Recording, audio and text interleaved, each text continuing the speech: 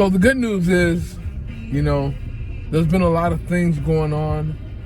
We actually got a new office. I think I'm gonna share that. I might videotape. I don't know, but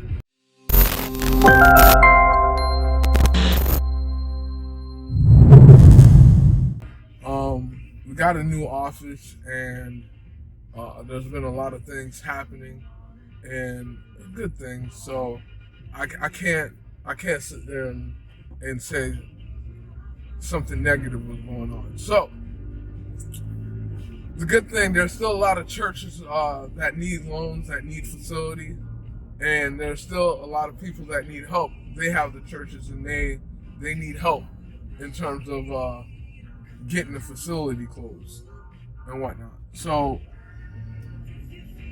my goal is to ensure that I walk them through exactly everything that they need and whatnot. Now, if you don't know who I am, my name is Rick Charles. I'm a YouTuber. I enjoy it, and I try to give you guys as much information, kind of walk you through the process of what we do in terms of obtaining the loan. You can join my email list. You can campaign with me. You can do all sorts of stuff. But my whole objective is to ensure that you're able to win and whatnot. So what's been going on, I've been doing a lot of different church loans, a lot of different scenarios, a lot of different situations. Churches want to do construction, churches want to do purchases, and churches want to do refinancing. And I've been able to accommodate each and every single one. Now, I think this is something real neat to talk about, because a church trying to start from the ground floor, maybe buy land and build on it. So I don't think in any of my videos you've ever heard me sit down and actually convey what's supposed to happen when a church is trying to buy a piece of land. They buy the piece of land and they want to build a church facility on it. So how does that work? What happens? What is the church supposed to do? All right, so number one, all right, when you buy the piece of land, all right, to build a facility on it, they're going to credit you, all right? Now, keep in mind, you can't just build any old thing in a facility, okay? There's regulations, there's guides, there's different things that have to be put in place in order for you to be able to even consider putting whatever it is that you want to put there. So if a church finds a piece of land that they want to buy, by all means, it's worth it, buy it. But keep in mind, the construction process is very meticulous, and you have to go through the process with a fine-tooth comb to ensure that you get everything done. Now, for me, I always tell anybody I deal with, whether it's a church or a regular person that wants to build, there's 4 parts to the construction process, okay?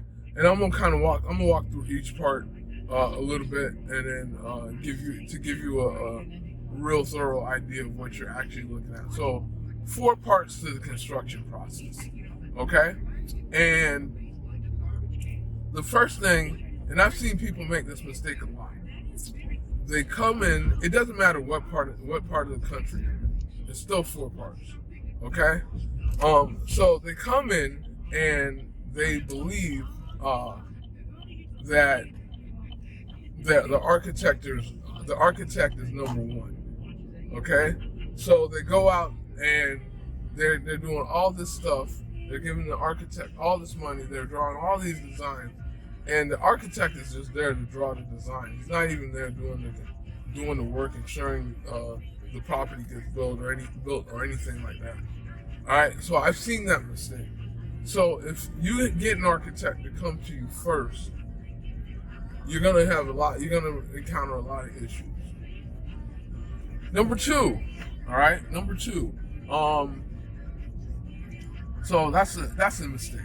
So the first thing you need to do is you need to get your zoning set up, okay? Before you get your architect, get your zoning. And I'm gonna give you this. I'm gonna give you a little secret. It doesn't matter what facility you're building.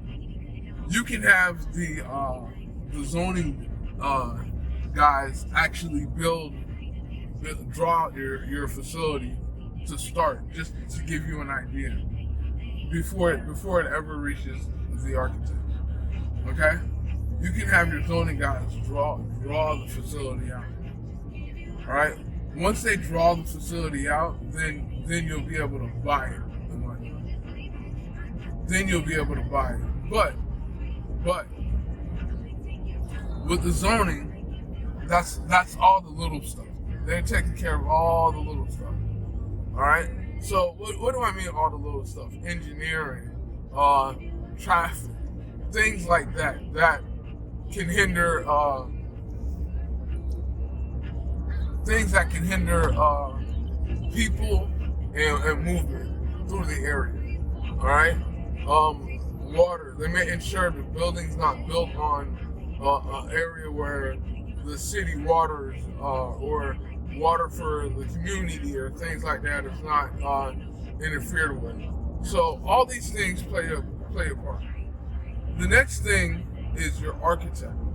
Now, earlier in the video, I talked about the architect, where he'll come in, try to get the first seat, and then he'll eat all the money, and you'll be over there trying to get a build done, and nothing's getting done. All right?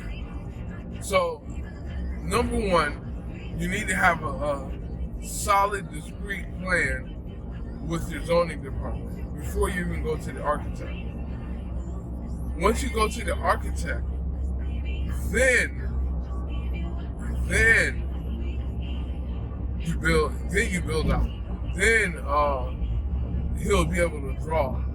But before you go to him, you want to ensure that you have an idea of what in the world that you're actually trying to build, what kind of facility.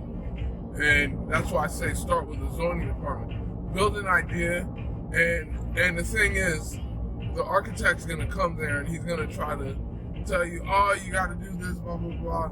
So he can sit there and just be drawing a bunch of stuff and then send it back. All right. So I'm not an architect, and I don't go into architects' work to try to tell them do this or do that.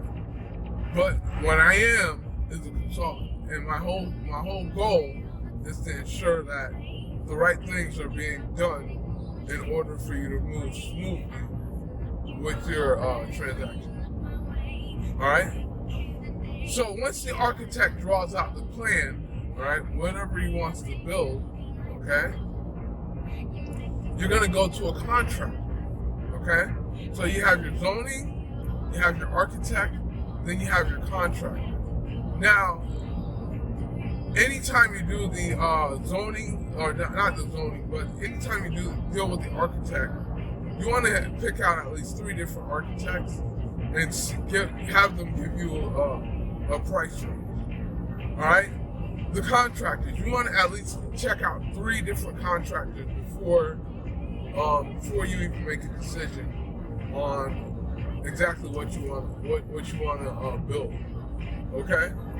And what's going to be more cost effective for your facility. So once you get the contractor is going to give you the list of needed items. From that point, you can work on beginning to get your loan, okay, to handle the fees and construction costs and all that stuff. All right. Do not let the contractor interfere with that process.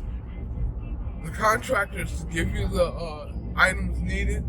He's supposed to price it out. He's supposed to give you his documents, who he is, name, address, cell phone number. All right, and then he can give you an outlook of what it's going to take. Now, once you have that, right, from the architect, not the architect, but from the contractor. Once you have that, then you can commence to obtain a loan.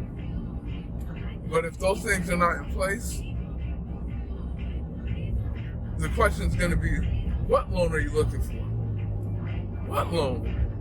And if they ask you what loan, that means you don't have anything. So you have to make sure you have everything's smooth, everything's put in place, and everything's in the right order.